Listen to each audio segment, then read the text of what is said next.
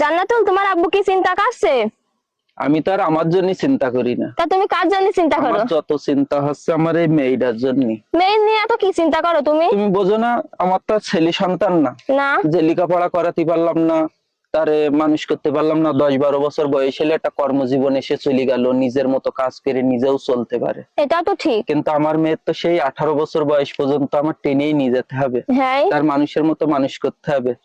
তাহলে যত চিন্তা তো আমার মেয়েরে নিয়ে, তার নিজের একটা পরিচয় তৈরি করে তৈরি দিতে হবে। করতে হবে। আসলেই জানি না যে আসলে আমার মতো মানুষ এগোবে কিভাবে।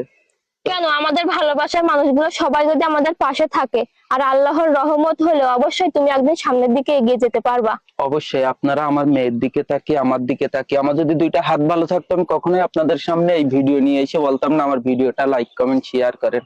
হয়তোবা আমি কিছু না করতে পেরে এই পরিস্থিতির শিকার হয়েই আপনাদের কাছে বারবার বলি আমাকে একটু সাপোর্ট করেন। যাতে মেয়ের ভবিষ্যতের জন্য চিন্তা না করা লাগে আমাদের। হুম।